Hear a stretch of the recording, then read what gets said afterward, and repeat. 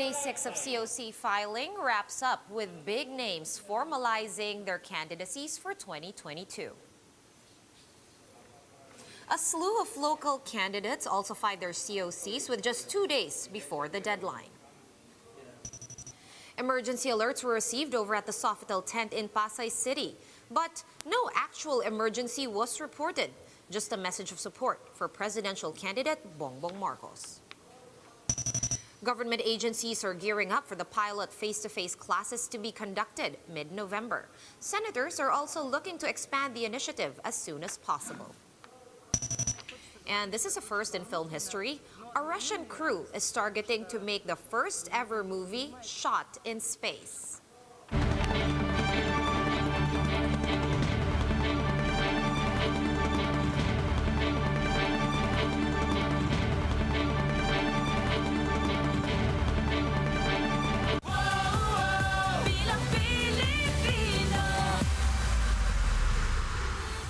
Fast, focused, and fearless. Here's a roundup of stories we're watching now. I'm Sean Yao.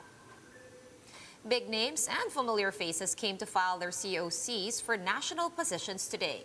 Let's get the rundown from Greg Gregorio reporting to us live from Pasay City. Greg, who showed up today? Sean, more presidential aspirants filed their certificates of candidacy during today's 6th day of COC filing. That includes Bongbong Marcos and Senator Ping Lacson. Senator Bongbong Marcos was accompanied by his family as he filed his COC for president. However, Marcos did not name his running mate yet. He said that he considered President Duterte as his vice president, but the chief executive announced he was retiring from politics over the weekend. Pero sa mga nangyari noong nakaraang Sabado, nagbago lahat ng plano. Kaya't ngayon, nagkukonsulta kami, yung partido, at siyempre lahat ng mga ating mga ibang kasamahan na kung anong dapat gawin and what do we do now. Marcos also clarified that there were no official talks in a Bongbong-Sara tandem. He also did not discount a possible tandem with vice presidential candidate Bongo. Paano yun? Bong. Bong to the third power. Baka pwede rin. We'll see. Senator Ping Lacson and Senate President Tito Soto also filed their COCs as president and vice president respectively during Marcos's filing.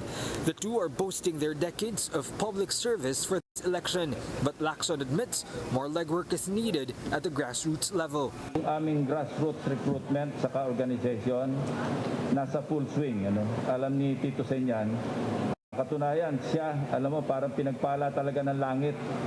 Parang ngayon pa lang sigurado na pwede na magdeklara na vice presidente ang aking katandem, ang aking partner. Kaya ngayon pa lang kinukongratulate ko na. Sabi ko lang sa kanya, huwag mo akong pabayaan. Some of aspirants eyeing for Senate seats also filed their COCs, including former Makati Representative Monsur del Rosario and former Quezon City Mayor Herbert Bautista. Some incumbent senators have also filed their COCs for re-election. These are Senators Joel Villanueva and Mig Subiri. Duterte's appointees will also join the 2022 polls. Former MNDA spokesperson Celine Pialago is the first nominee of Malasakit Movement, while former Public Works Secretary Mark Villar has filed COC for senator. Labor leader Leody de Guzman, meanwhile, filed his candidacy for president despite losing in the senatorial run during the 2019 elections. Marami ng mga tao na nauumay na sa pagboto sa mga sikat at mga bilyonaryong kandidato na wala namang nagagawa pagkakatapos ng eleksyon. Papasayahin lang ang mga botante sa panahon ng kampanya, pero pagkatapos ng eleksyon, hindi na pinapansin yung mga taong bumoto sa kanila. At yan ay kasaysayan ng ating eleksyon. Mula nung ako'y magkaisip tungkol sa eleksyon, yan ay yung akin naririnig, na mahal lang ng mga tao, mahal lang ng mga kandidato ang mga tao sa panahon ng eleksyon. Yun ang pag-asa ko, yung majority, yung silent majority, yung mga manggagawa, at itong mga taong unti-unti nang namumulat sa trapo at elitista.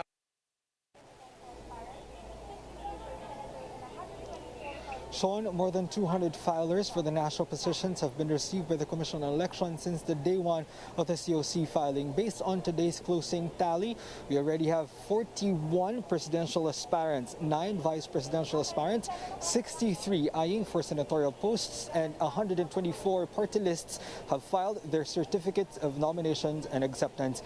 Meanwhile, Vice President Leni Robredo is expected to make an announcement tomorrow according to his 2022 election plans. Sean? All right, well, 2 more days to go, so a lot more names coming up. Thank you so much for that update. That was News 5's Greg Gregorio reporting to us live from Pasay City. Stay safe, Greg. The COMELEC advises against the use of emergency alert systems for political propaganda. COMELEC spokesperson James Jimenez said there is no penalty against the use of emergency channels for campaigning under election laws. However, criminal liability may be determined by other appropriate agencies that have specific guidelines on the use of alert platforms. Alert messages showing support for presidential candidate Bongbong Marcos were sent to several mobile phone users at the Sofitel tent after Bongbong Marcos's filing. And it was a productive day as well for local candidates in other cities in the metro.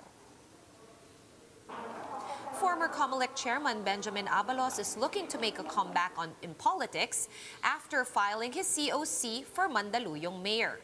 Incumbent mayor and his daughter-in-law, Menchie Abalos, will be his running mate. Abalos says he plans to return to public service as a promise to his wife, who died from COVID-19.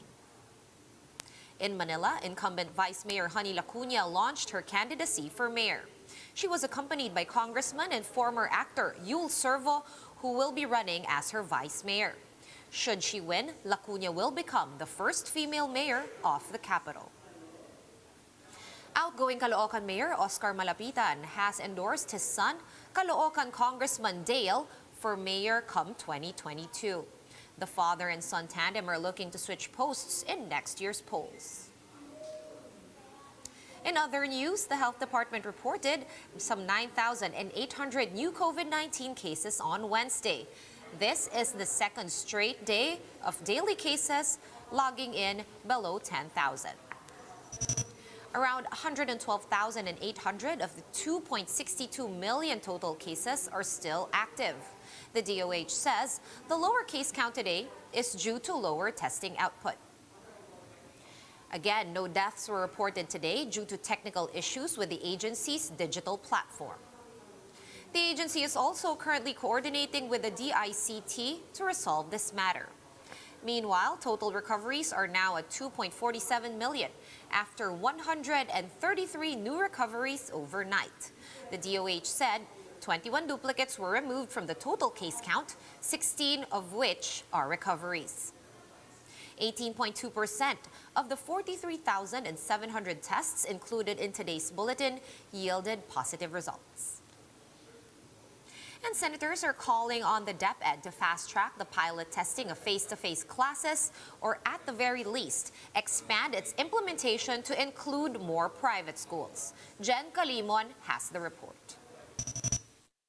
The Education Department is gearing up for the pilot run of face-to-face classes that is set to start on November 15. It will run for 2 months until the end of January next year. From there, officials will evaluate if it is safe to expand the program further. But some lawmakers believe the timetable is too long. Can we disabuse ourselves of the thought that the children will be more at risk in school? In my going around, I've seen these kids, magkakaakbay, silang magkakapitbahay, no mask. From 120, the Health Department reduced the number of participating schools to 59 based on their granular risk assessment. Though the list will be revisited every week, still, Cayetano calls for the inclusion of some schools, particularly in urban areas like Metro Manila. We can adjust, Your Honor, and we will, as requested by the Metro Manila mayors. Then we will expand the nominated schools for Metro Manila to include all cities. For Gatchalian, more private schools should be added since they have more resources to contain the virus. He also suggested the use of alert levels as a guide for school opening. Private schools have the luxury of space, and we've seen a lot of private schools. They have big parks, big classrooms, lower student-to-classroom ratios, and I would think that they can practice health protocols better than our public schools.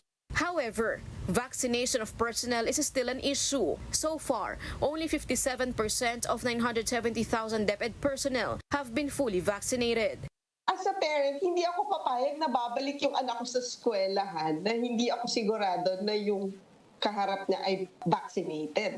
The DOH assures senators that they will work with the DepEd to ramp up the inoculation drive. Meanwhile, the vaccination of minors is set to start on October 15. NTF Special Advisor Dr. Ted Herbosa says they will direct hospitals to coordinate with LGUs in the registration. Reporting for News 5, Jen Calimon, We Are One News.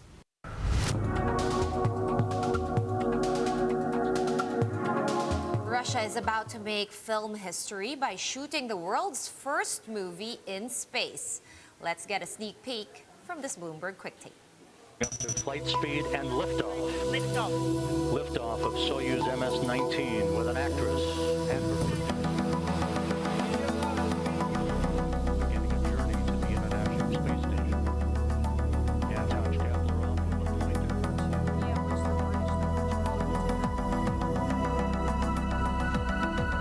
and spacecraft separation.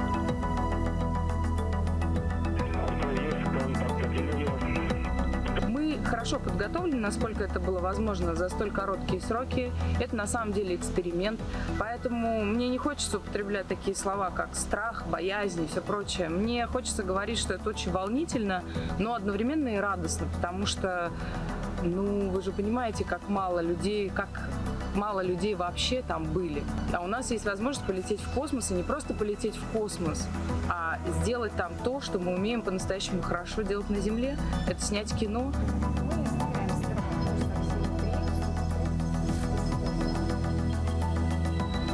Это не просто вот что делать-то. У нас же экспериментальный во многом этот проект. Поэтому мы сейчас столкнемся с кинематографическими нюансами, которые мы могли предвидеть отчасти, какие-то, наверное, не могли предвидеть. То есть, несмотря даже на то, что, опять же, все делились с нами космическим опытом и так далее. Но это опыт, это первый раз. То есть второй будет проще.